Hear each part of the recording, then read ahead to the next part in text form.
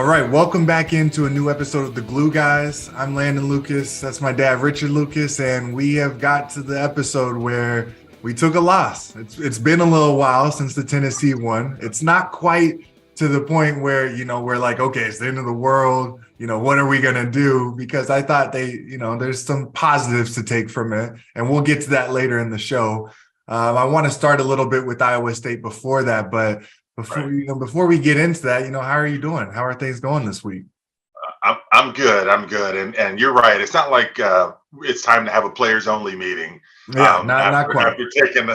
After taking a loss. So I think overall things are good. And I'm excited to kind of dive deep into both of these games because when a team does lose, though, you are able to kind of go through and go, okay, there's a few of these things that didn't go quite the way they were supposed to.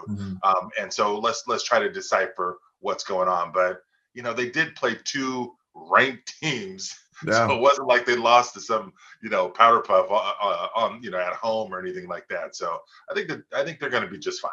Yeah, and they're still number one in the Big 12. Nothing's really changed. They're right. I believe 5-1 or something. I mean, they're going to be just fine overall. But let's go ahead and start with the Iowa State game. They came in on Saturday, 14th ranked team in the country. Knew it was going to be a tough game. There was the 125th anniversary with all the guys coming back. I got invited, but had some thing. I have my son's Isaiah's birthday's today. He's turning 2 years old, and so had to start prepping for that and whatnot. But it looked like a great time. It was nice seeing all those former guys there. I also, believe it or not, I don't know who the graphic person is, but they did a little poster for the 125th year. Did you see this? Yes. Yeah. Did you see I made it? You made it. Yes. I made it with out of the group. Spot. Yeah. Out of the group, it was pretty nice to make it, but then they decided to go ahead and put me opposite of Wilt.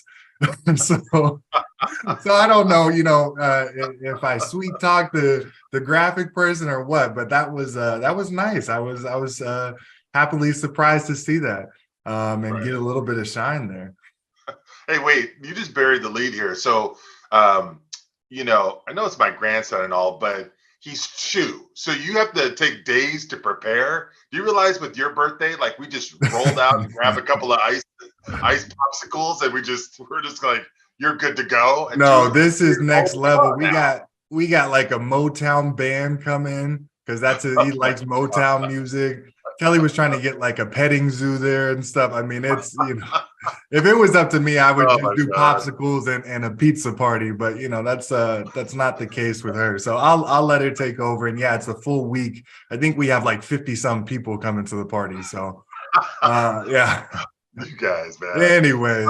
In regards to 125th anniversary, again, I was very proud to see that you were on there. If you think of how many over 125 years, how many players have had Kansas across their chest, not only the number of players, but the quality of players that they could have chosen from, and to have you on that, I think that's that's a nod to you and what you have meant to that program during your time there.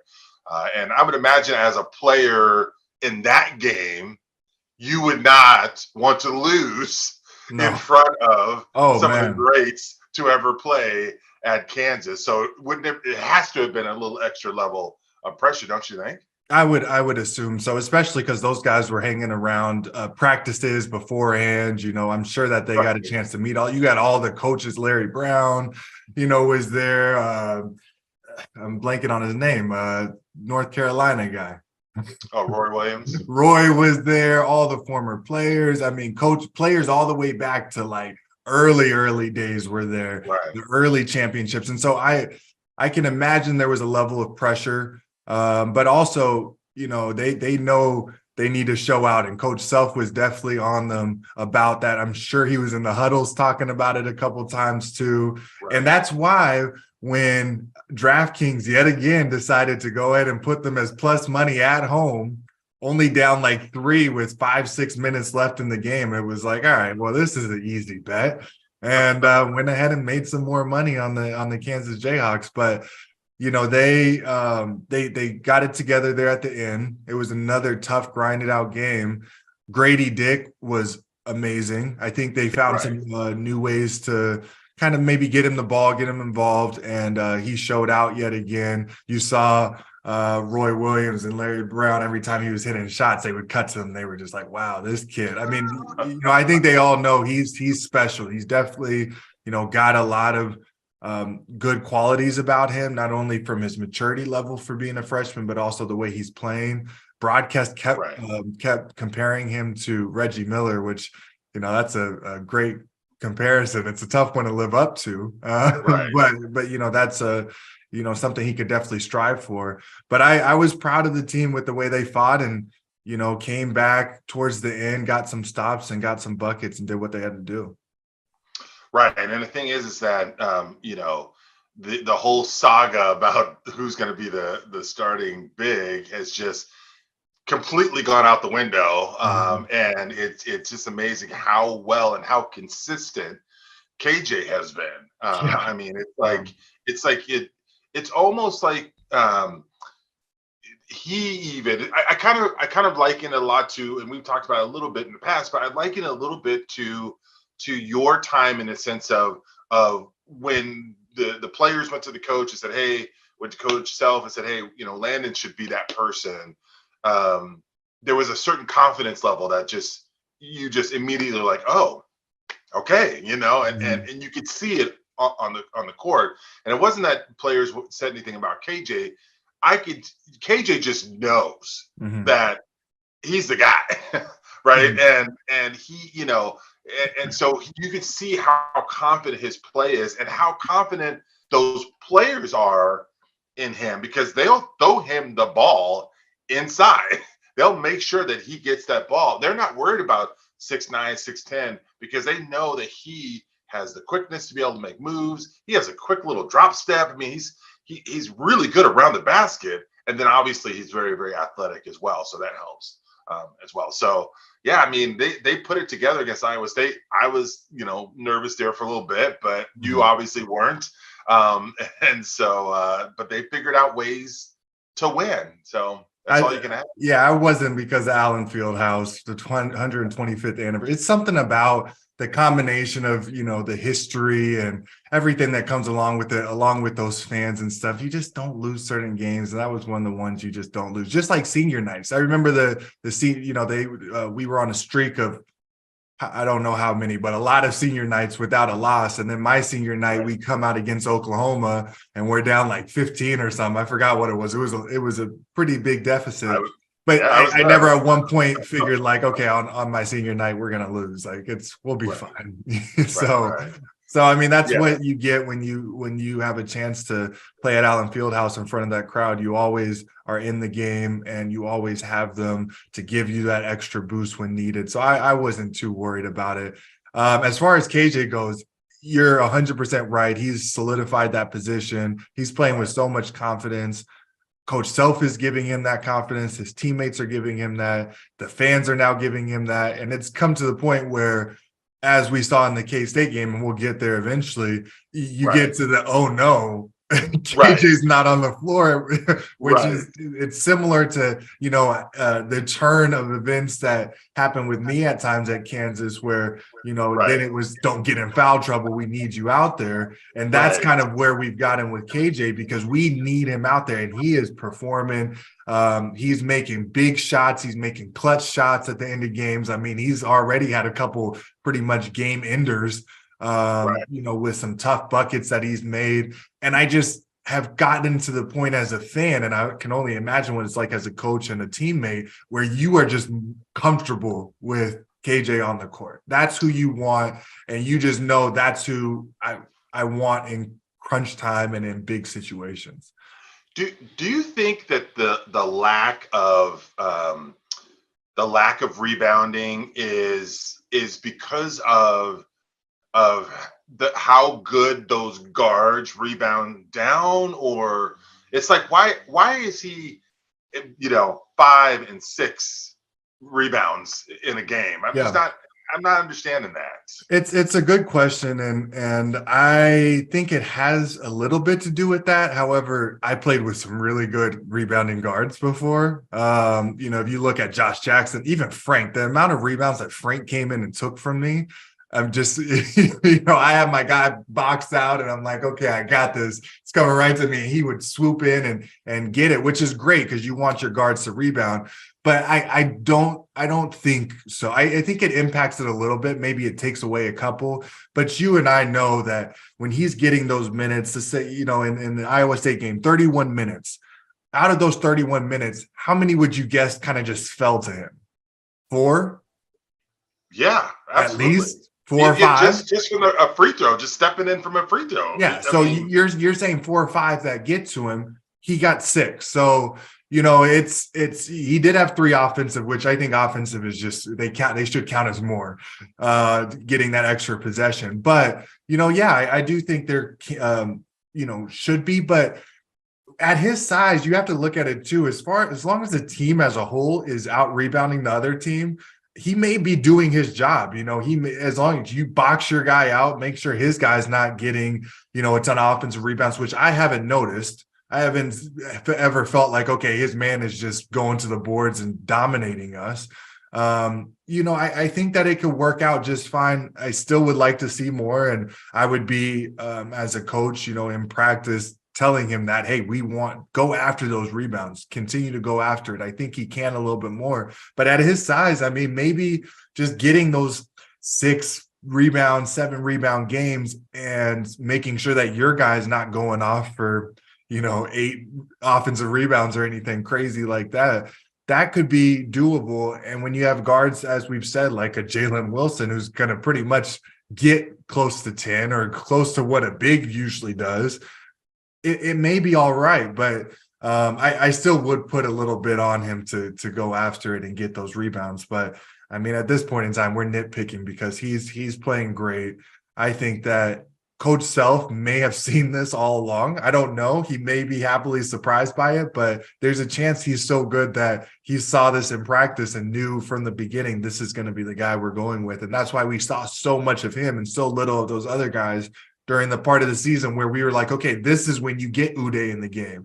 This is when you get Zuby in the game, and whatnot. Maybe all along he knew that this was going to be the end result, is having a little like mini Draymond on your team playing the 5 spot in KJ. Yeah, I mean, I was just wondering about that because it doesn't seem like he's a big rebounder. And the thing is, too, is you and I, our definition of a really good rebounding game might be a little skewed. Of course, we think differently with that stuff. We think a little differently, right? And so, someone plays 30 some minutes, I'm thinking they should be 10 to 15 in the rebound column.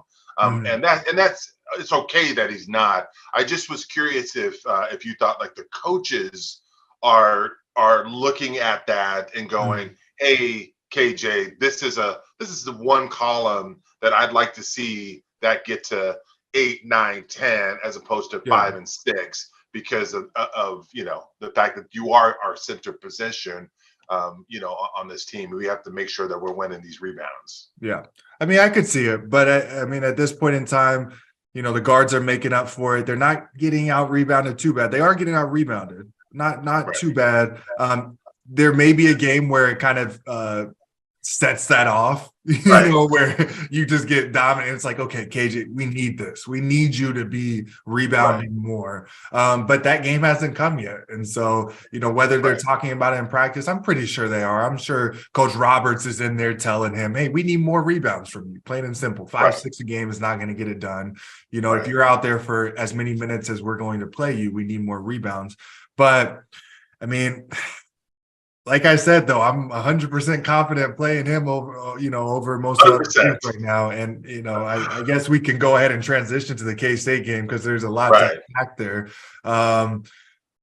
Kansas goes into Manhattan. We know how that is. We know how that hostile environment is. I was texting with Rob from the field of 68, and he was there. and said the fans were there like as soon as the gates open, like 90 minutes before or whatever, already with their chants. I guess they were chanting DUI to Jalen because they did their digging and research. And I know that they found if there's anything they can find, they'll find it on you. And they'll be ready when you walk out there, for warm-ups and whatnot. But it's such a fun environment as a player. I enjoyed it so much. And it was cool to see them as a top 15 team, have that level of there's a dog. 1 second. Yeah. So while you're grabbing the dog, like small dogs. I've always said I wasn't going to have a small dog, and here I am with a small dog. There you are. Hey, so would you say that K-State is the number one rival of Kansas?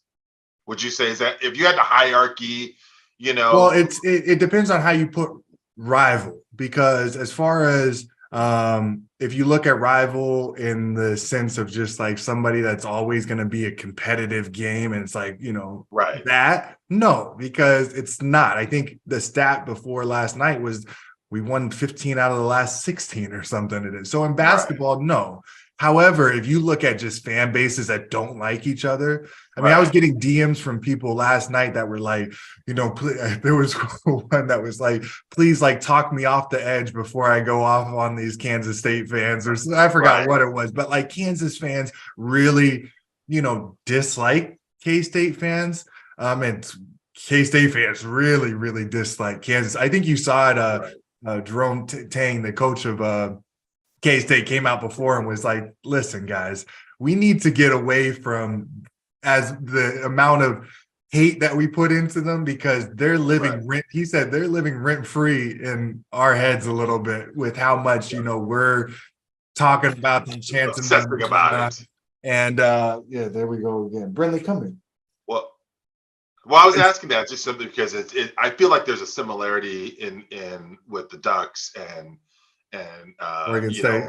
In Oregon State, it's like yes, that's our rival, but in reality, if you really think about it, Oregon is far superior over Oregon State in almost every aspect, in almost every sport, most of the time. And yes, they got in football this year and that kind of stuff, but for the most part, but it's Washington that is the true hated rival of Oregon, which is kind of like Missouri. I think Missouri, especially now that they're opening him back up, Missouri's probably takes the lead.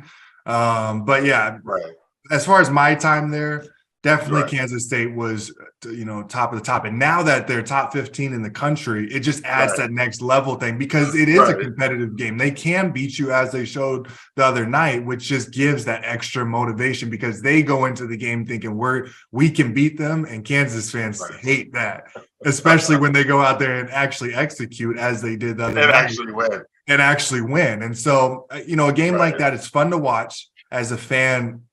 That's really exciting. That was one of the most fun games of the year as far as just watching it. The crowd was into it the whole time. It was loud in there. You could hear it on the broadcast how loud it was. And those players, I mean, they came to play. That they put pressure on Kansas from minute one.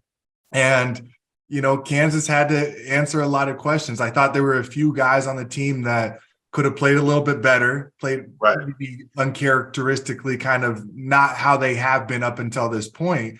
But if you look at it on the positive side, we had all that happen. We had 3 starters foul out. I believe we went something astronomically bad from 3. I can get the exact stats right now.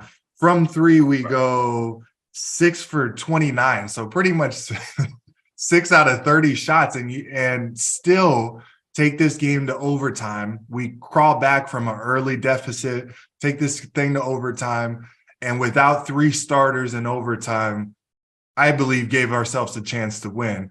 Now, there were some controversial things that happened towards the end. I want to get your opinion first on the end of regulation. So we have KJ, he fouls out of the game. Zach Clemens comes into the game for a majority of it, which I will say my thoughts on that.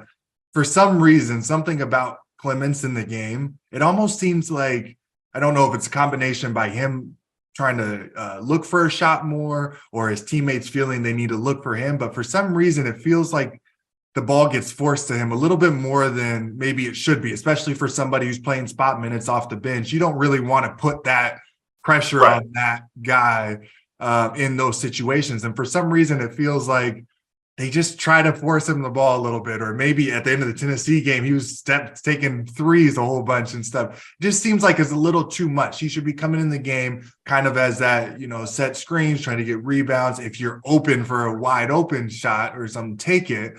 Obviously don't be afraid to shoot, but it seems like he goes a little bit too far into the front of the pecking order of shooting. So we had a couple turnovers there, and then Zuby comes into the game.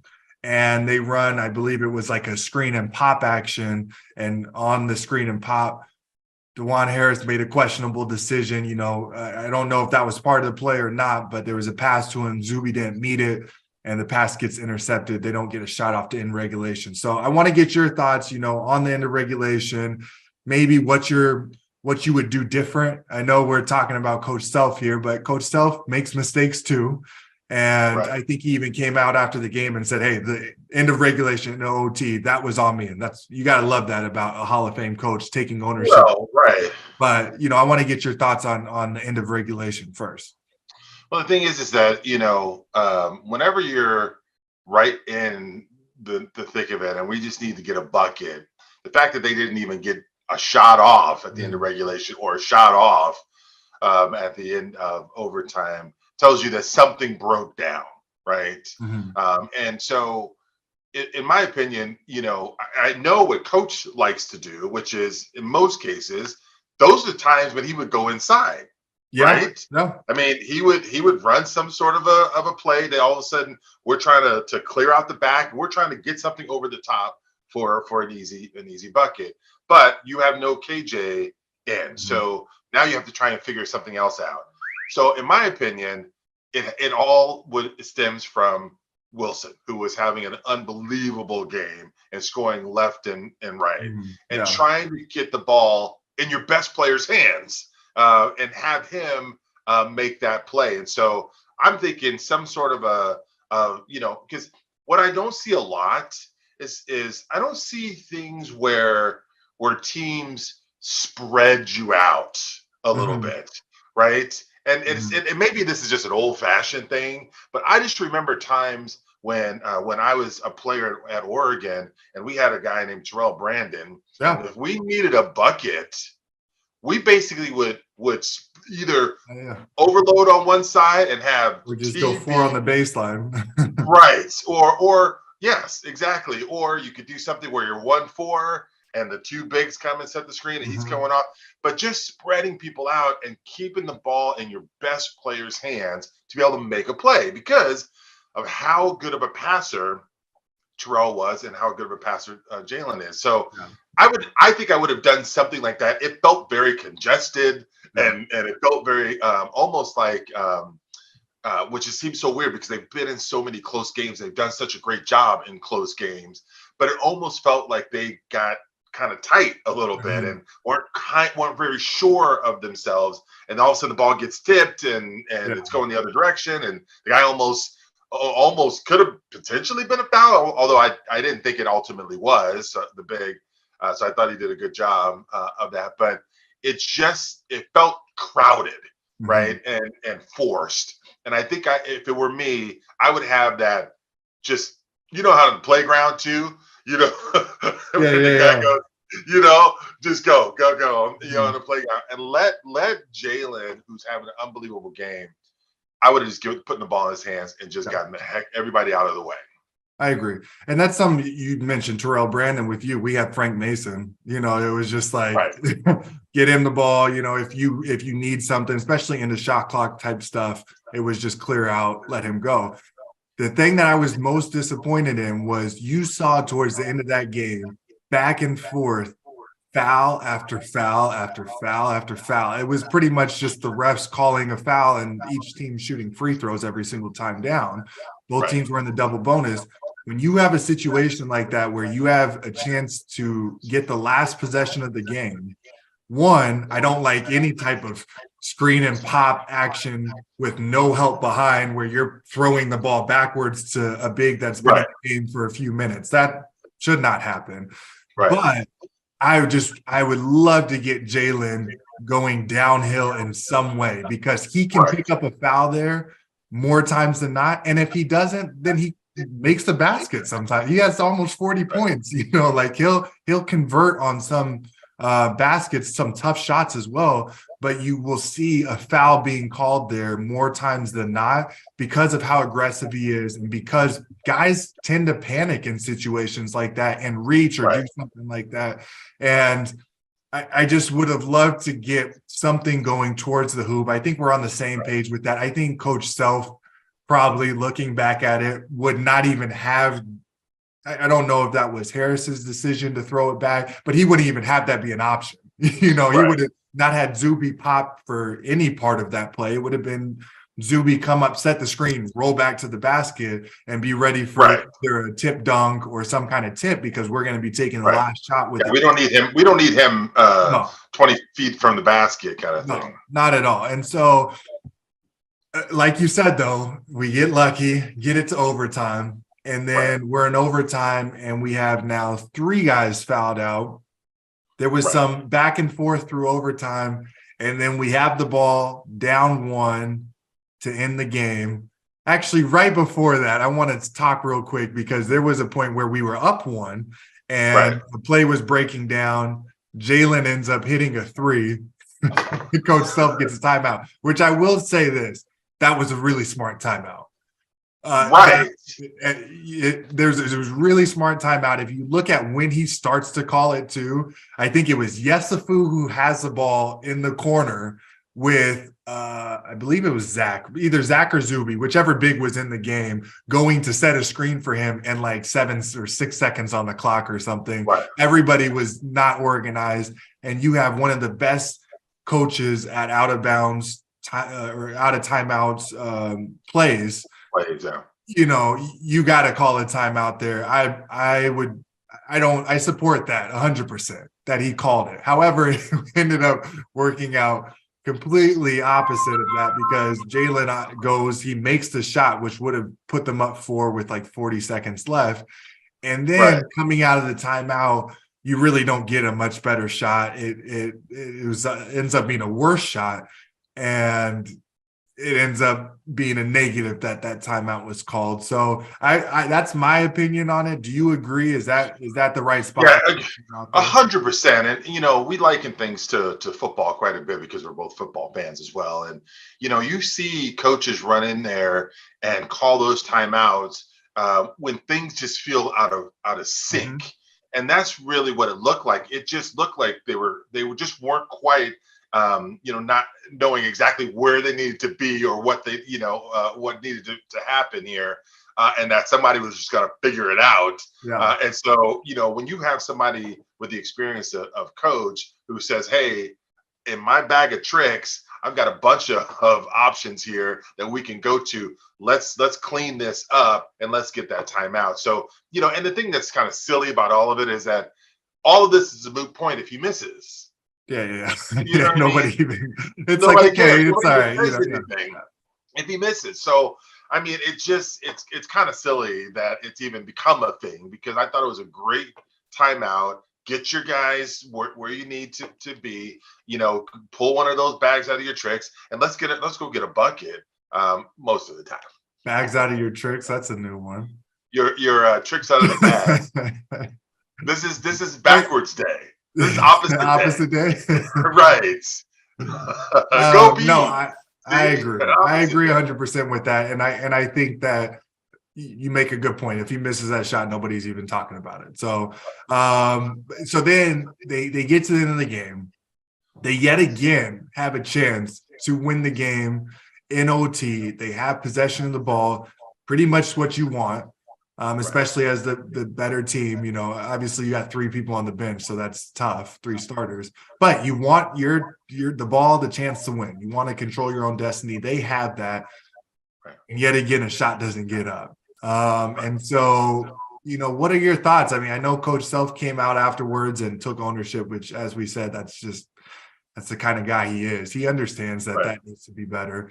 But is this just something that it's like, oh, well, it was just a one-off game. It unfortunately had to be against K-State. Or is this something where it's like, okay, maybe we're starting to struggle to find that? KJ was that guy, and now he's on the bench in foul trouble. Is it because he was out of the game, or is this something that maybe they just need to work on more end of game situations? Are we overreacting because it's K-State and we took a loss here? Or what are your thoughts on the fact that yet again in OT another shot doesn't go up?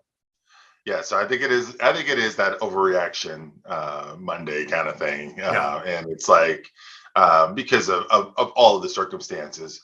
And remind me, it was Clemens, right, that set the was supposed to set that screen up top on I believe Harris. so. Him and Zuby were kind of switching off there at the Okay. end of the game. Well, the thing is that who I can't remember who the big was. I think it was Clemens, but Yeah, I think so.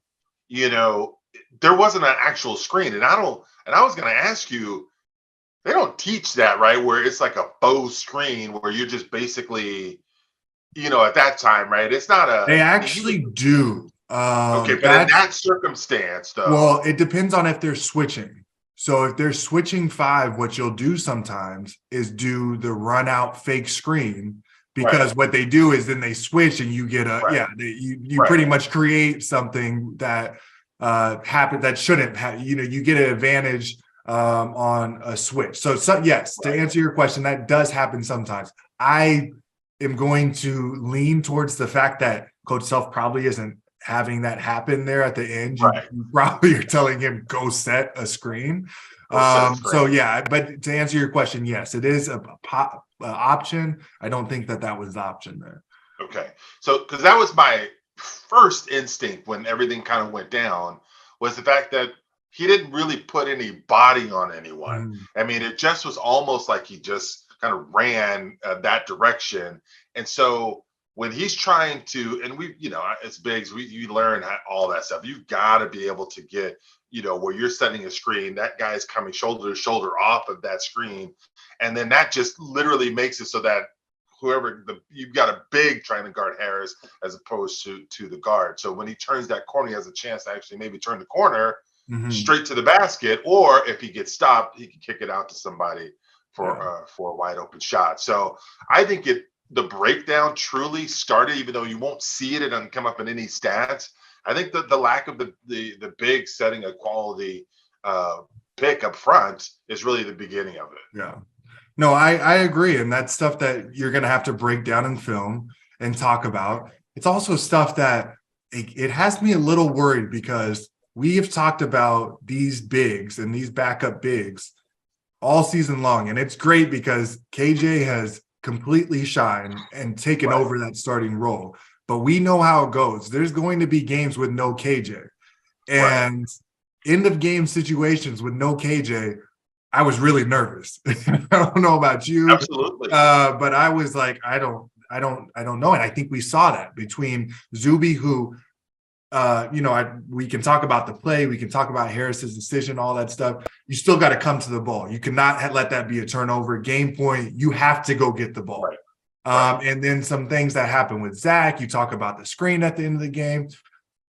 There's going to need to be some talk about who's going to really step up as that next big and show that they can perform in clutch time when KJ is not in the game. And I think that that's going to happen over watching film. I think that's going to happen in practice. And I know Coach Self, I know Coach Roberts, who handles the bigs. They're going to make sure that there's somebody ready, and especially after seeing KJ for the first game, I believe, out of the game during end of game situations. You see, okay, these guys aren't quite ready for that spotlight. And, as bad as it is taking a loss to K-State, it actually could be one of those things where you look back and say, hey, we needed that game, because we learned a lot about you're not going to make you can't make a mistake where you don't get shots off come tournament time and get sent home because you don't even give yourself a chance. You can't make the mistake of having a backup big who's in the game who doesn't meet the ball or doesn't set a screen or, does make some mistake with the play at the end of the game, or Harris, with some of his mistakes at the end of the game. That cannot happen. And I think that a game like this is one where you take the L, you don't even move in the league standings, and you can learn so much when it really matters. Or for when it really matters come the end of the season. And when you have a coach like Coach Self, I think that a game like this can actually be beneficial to you moving forward. Right. And, it wasn't that long ago that we were talking about Coach throwing the ball into McCormick late in a game. Right? I think it was Oklahoma State. And we were saying, why would he do that? Why do that?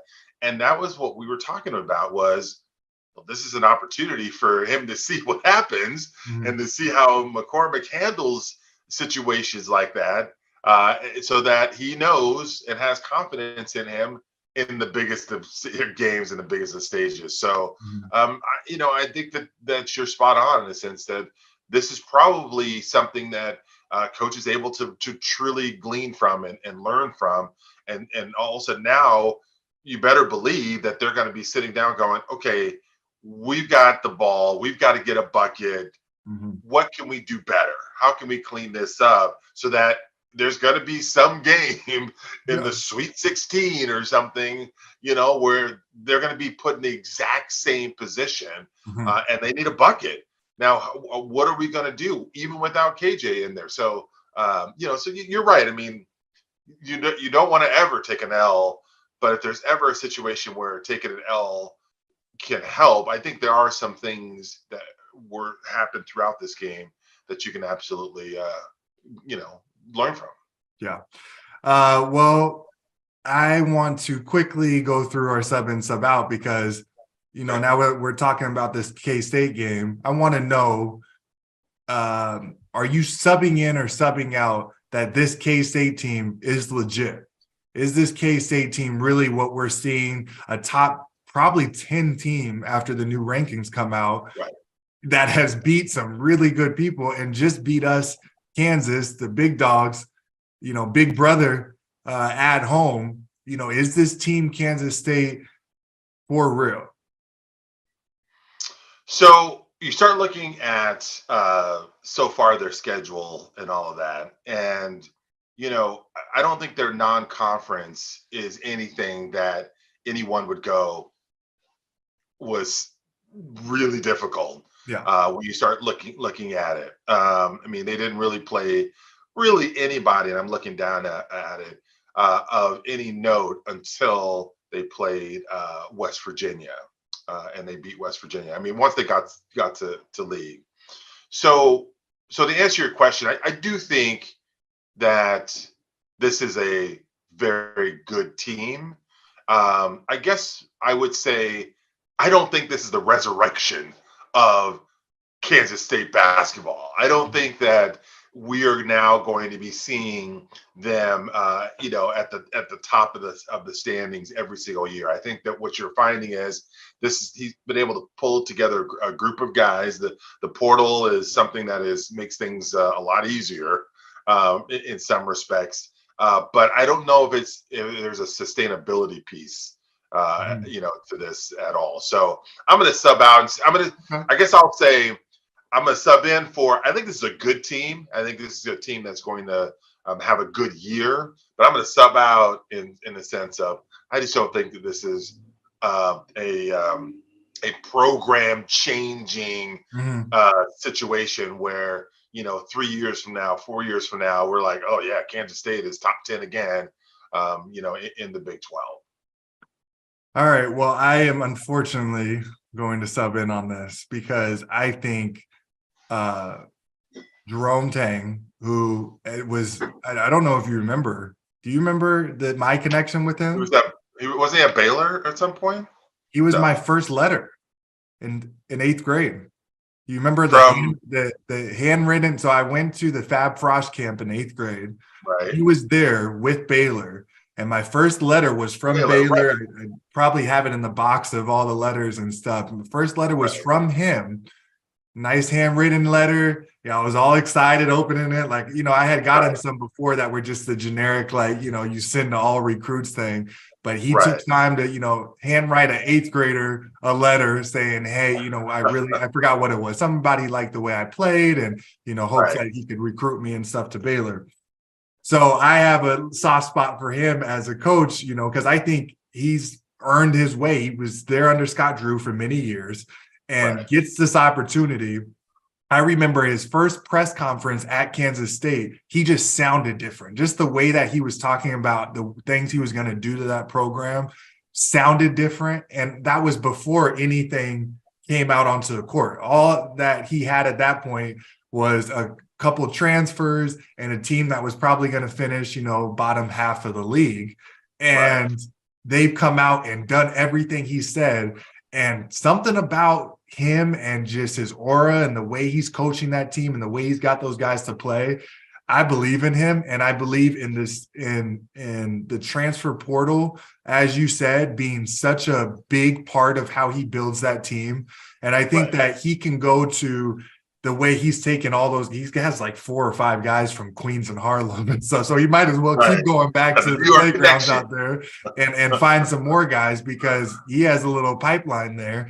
But I think he can go and show transfers in the transfer portal, hey, here's your opportunity to come play in the Big 12, the best conference in college basketball, and play in big games like we just saw on national television against Kansas.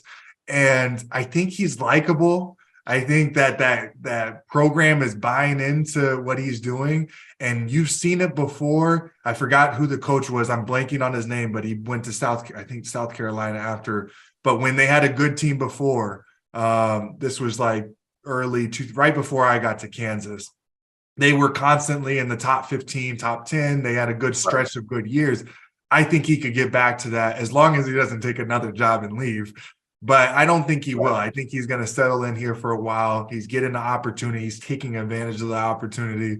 And I think that he has a really good chance of growing this, which as a Kansas fan, I actually kind of like because it gives them hope and stuff. And then it just makes that game more fun when you do win and you do crush their souls and stuff. But, it is fun. You want your rival down the road to be good. Personally, I enjoy that.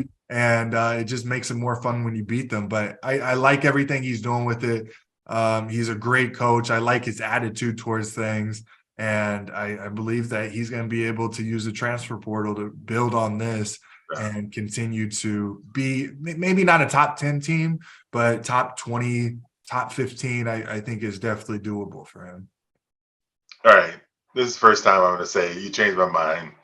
So I agree with that. I think you're, because personality and coaching, especially in today's age, it matters. And if he connects with players, like you're saying, it's and the environment, you bring them to one of those games, or I know that their football team is typically pretty good, so when you're bringing them on recruiting weekends and things like that, and if you think about it too, Kansas offers the state of Kansas, if you're sitting in a living room in Harlem and you're sitting across from a mother who and you're like, hey, we're going to get your child to a safe environment that's going to be able to have an opportunity to learn, and play in the best conference, in the country. I think that's a really good sell, and I could see parents going, you know what, you need to get up out of here. Go to Manhattan, Kansas. It's hard to go to Manhattan, Kansas. Get focus on your school and go have some fun playing the game that you love. So I guess I'll every once in a while I'll take your side and go your direction. So I'm subbing in then on them. Well, Kansas has a tough stretch coming up. They have, I believe, in their next 6 games, their easiest game. This is how tough the Big 12 is. Easiest game of the next 6 is Kentucky. I think is it at Kentucky too? I believe it's even at Kentucky in Rupp Arena. And that may be your easiest game of this next 6-game stretch because everybody else is ranked. And then you have Kentucky, who's unranked, sitting there, who's going to be obviously a tough game, especially if you talk about you want to talk about rebounding from the big spot. There's going to be a lot of conversation happening after that game if Oscar Tshiebwe goes out there and gets 20 rebounds and 10 offensive rebounds. You're going to be like, okay, KJ, we need some more rebounding from you. So that's going to be a big test for him, and we'll see, what happens there. And we didn't even talk about the fact that I think against Kansas State, I think he had 2 or something like that. Oh, did he really? Yeah, it was 2 rebounds in 34 minutes. Wow. Yeah, 17 points, and that's what the fans are going to look at is 17 points. But 2 rebounds is against Oscar. Oscar will just thrive in that. I mean, I watched him play the other night. I think it was against Georgia, who had some pretty good bigs and stuff. And he was just, I mean, he makes them look like little boys. Right. So, and you're right about the stretch. I mean, at home against number 14 TCU, on the road against number 21 Baylor, on the road at Kentucky, at home against number 13 Kansas State, at number 12 Iowa State, at home against number 7 Texas. I mean, but this is why you go to Kansas as a player. Fans may be looking at this like, oh, wow, this is a tough stretch. As a player, I love this. I mean, there was a stretch I remember we played. I think it was like, at Iowa State, who was top 10. We went to Kentucky, who was top 5, and then we came home against Baylor, who was top 5, or something like that. It was like that was as a player. It's like, it's going to be tough, but you just love that. Something about that is just fun. That's why you go to Kansas is for these tests. And that's why it's so fun to be in the Big 12 is because the next, I mean, you named it, probably the rest of the season, but for sure the next 6 games, you're going to have 6 really, really entertaining, tough games. It's not a cupcake at any point in time. So you probably won't see that. So, okay, let's do a prediction. Okay, so through the next 6 games. 6 games. I'll let you go first. Okay, so I'm looking back here. If we look back at, let me pull up the schedule again. Okay, so I'd say out of these next 6,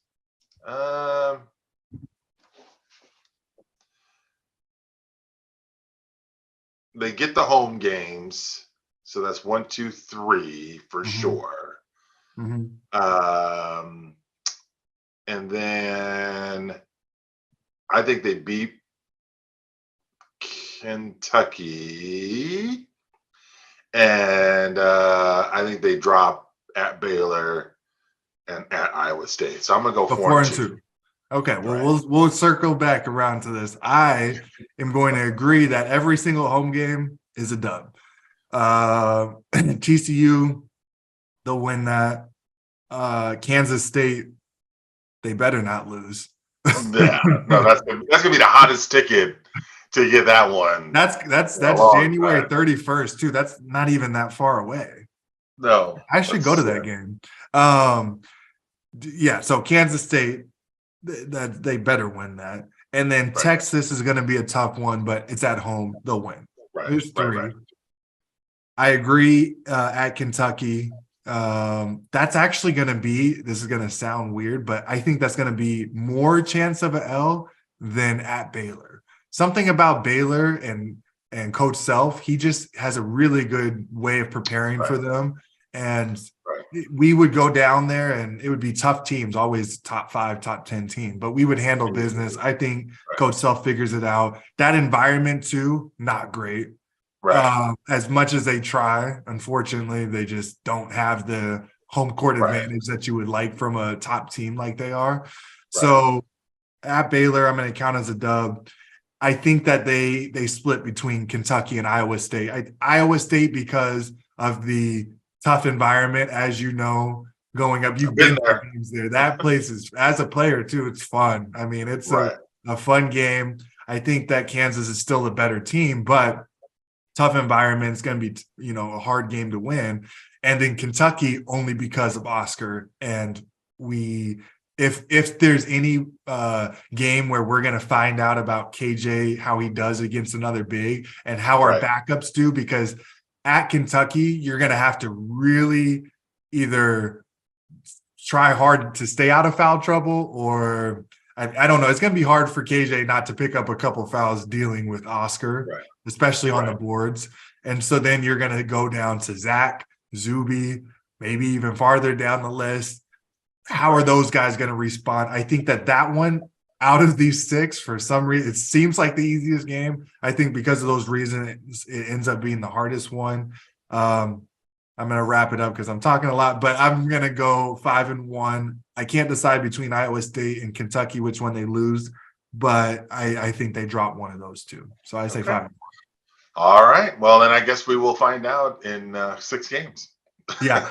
Let's say worst case scenario, like absolute worst, is 3-3. If I think at 3-3 you go, it was a tough stretch, especially if the 3-3 includes at Kentucky, because that's not a league game. You just move on with that. You don't want to lose 3 out of 5 league games, but 3-3 you can live with.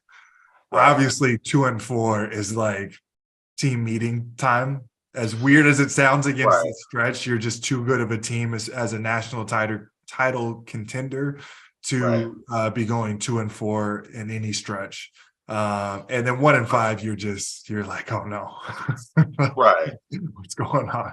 Well, yeah, that won't happen. And the nice thing is too, is once they get through this stretch, if you look to the future, there's some. You have the Oklahoma schools, which those are winnable games. You have Baylor at home. You do have to go to TCU, but I'm not a huge believer in TCU. And then you've got West Virginia and Texas Tech at home. Yeah. And then or no, I guess it's at Texas for their. It's at Texas, but I'm just saying it's between those sets of on the schedule. This is definitely the gauntlet that they're going to have to try and figure out how to get through before they have that final stretch. Yeah. So. All right. Well, let's go ahead and wrap it up, and we'll see. How our predictions go. The next few games, we got some tough ones. The TCU and then Baylor coming up, and we'll see how the team responds coming off that game. I don't think that it's anything that's going to negatively affect them. I think they're going to bounce back just fine.